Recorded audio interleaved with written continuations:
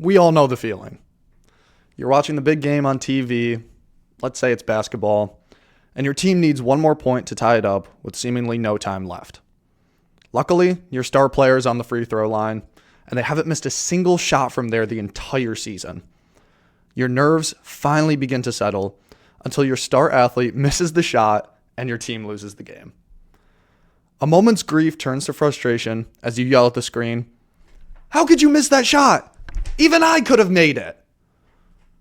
And as farcical as it is for the average Joe to compare themselves to an NBA or WNBA athlete, it's true. You probably could make that shot.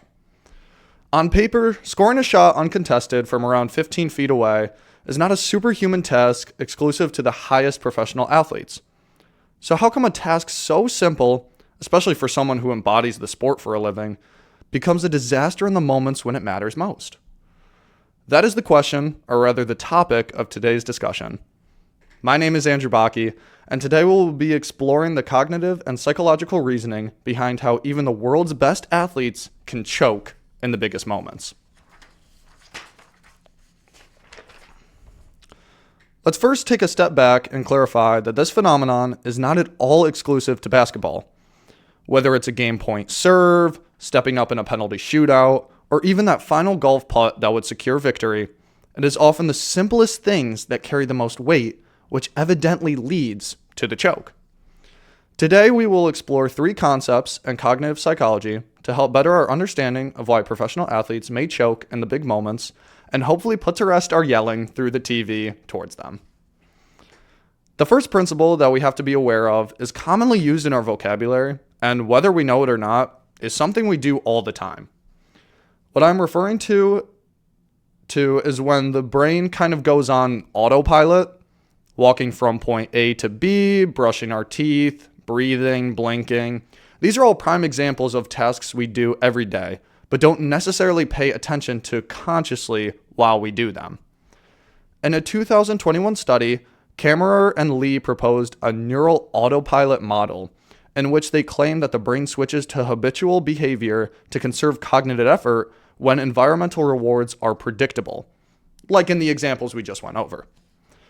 What the brain is really good at is knowing when and where to spend its energy, and by examining field data from consumer purchases and social media to analyze how habits form, persist, and switch between goal-directed and automatic models, Kammerer and Lee were able to indicate that habits often stem from autopilot automation, persisting despite small changes, but switching back to goal-directed behavior under high environmental instability or doubt.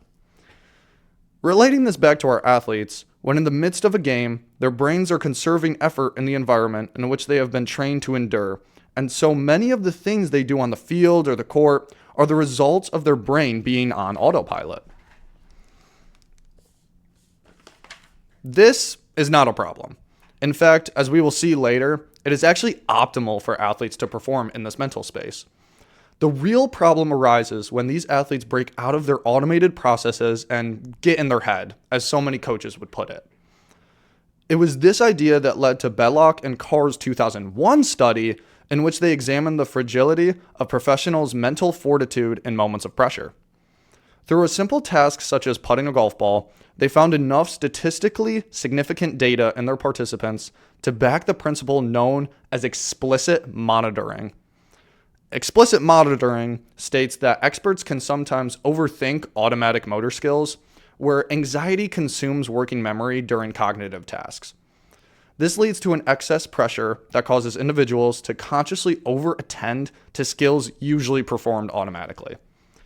So, if we rewind back to the big game, where your star player missed their free throw, it wasn't because of the boos and cheers of the crowd, the attractive cheerleaders, or the chirps from the other team.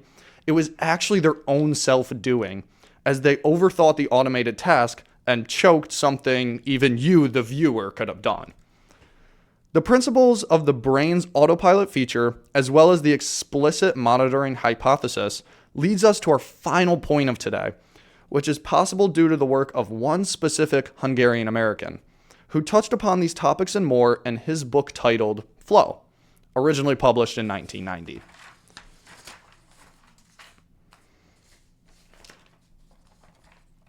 Of course, I'm referring to the esteemed psychologist Mihaly Csikszentmihalyi, whose work will help us better understand why athletes may choke when the light seems to be at their brightest. The book, Flow, unravels the criteria for what it means for the brain to unlock optimal function, or in more common terms, what it means for people to get into the flow during whatever tasks they take on. For our athletes, this book is a must read, as it dives into so many concepts crucial for optimal function in sports, but in the grand scheme of life as well. Csikszentmihalyi lays out a handful of criteria for entering this flow state. However, the main concept that drives home our talking point of today is this idea that there needs to be an almost loss of self-consciousness. He describes this as when the mind's inner critic or ego disappears, as both action and awareness seemingly merge as one. This is for when optimal function is present, and so in our discussion, this relates back to the two principles previously touched upon. Athletes need this sort of automated function in order to perform at the highest level. When the brain becomes too self-aware of the task, that's when there's this disconnection that can lead to the best penalty taker in soccer skying the ball over the goal in a crucial final. Csikszentmihalyi and many other psychologists have recognized this, and now in the discipline of sports psychology, there is this emphasis on players' mental health and removal of anxiety because these choking moments are not the result of exterior distractions, but rather, like the explicit monitoring hypothesis claims, it is more of an internal battle and overthinking of the task at hand. At the beginning of our discussion, we had a clear question we were interested in. Why do professional athletes choke in the big moments? And so I turn it back to you, the listener. Why do they? I can tell you from what I've read why that's the case. It is simply a matter of our brain's autopilot shutting off due to us overthinking the task. If only we could yell through the TV to let our stars know that they just need to do what their brain subconsciously knows they can, but it is never that easy, unfortunately. When doubt enters the equation, players start to unnecessarily think too hard on a task that should be muscle memory for them. And so that is when we see these choking moments in our favorite sports.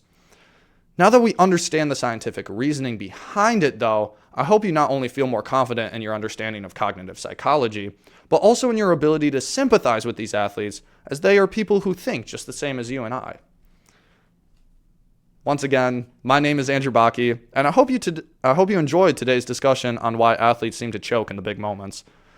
Take all this knowledge with you as you walk through life, and I hope you have an amazing day. Cheers, everybody.